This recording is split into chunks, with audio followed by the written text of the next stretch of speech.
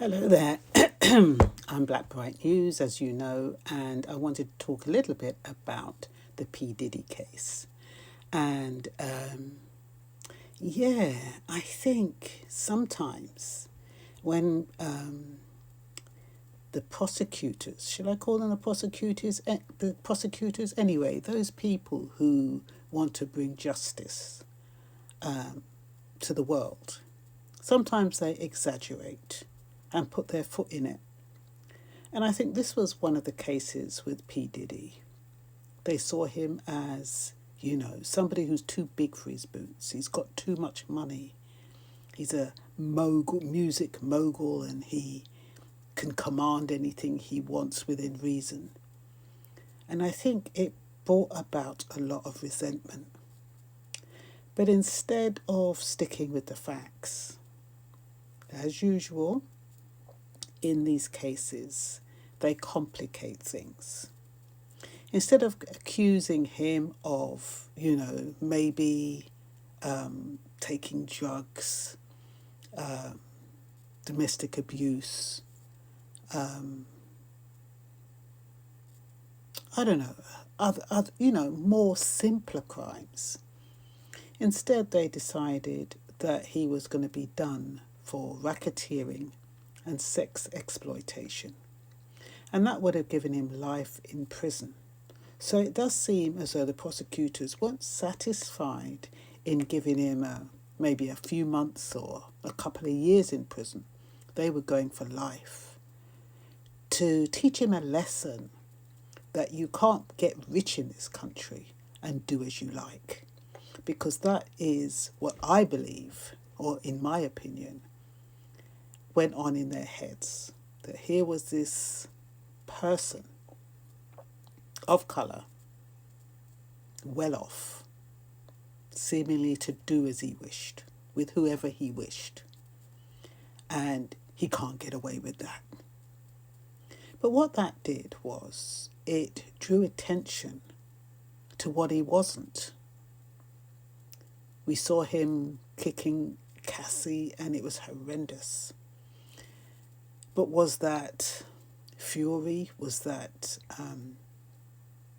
domestic violence? Was that coercive, controlling behaviour? Or was that sex exploitation? It couldn't be sex exploitation, even though he had sex with women, because he made deals with these women. I think for one, he decided to pay her rent for 2 years in order for her to do what she wanted him to do. But sex exploitation is when you bring somebody from another country, or you take somebody from one country to another, and you, for the sole purposes of sexual exploitation. And that's not what he did. So that threw that one out the window. There was also racketeering. And that takes a coordinated effort for a group of people to commit crimes. That's not what he was doing either. He was somebody who had sex orgies. He was probably a sex addict, who knows? We don't know what was behind his thinking, but I'm sure after this trial, he'll be a totally different person, or I would like to think so.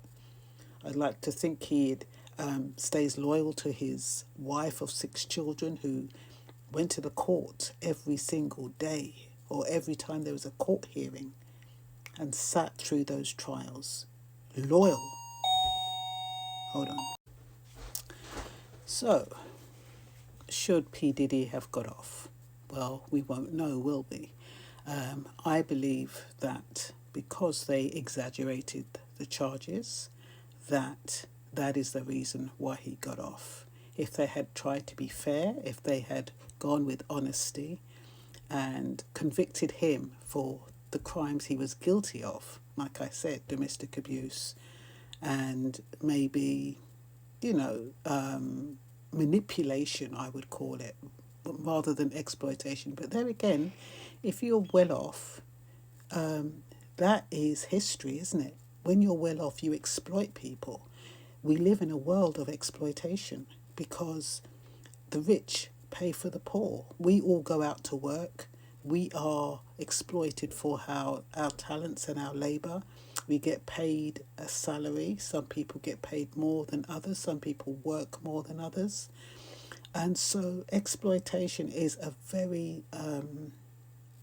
it's a very mysterious word, because, and when you think about sex exploitation, it would have been sex exploitation had not the definition been to bring somebody from one country to another country. So you can't convict him of sex exploitation.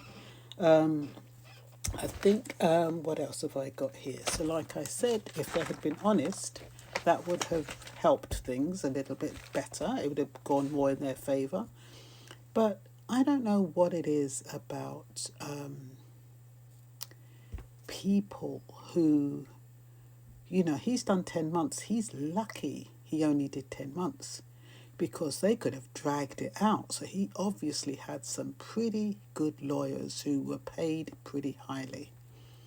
But when you think of other people who spend time in prison, and it's like sometimes 20, 30, 40 years before they're found out that they've been convicted wrongly. So let me see. Yes, he was a domestic abuser.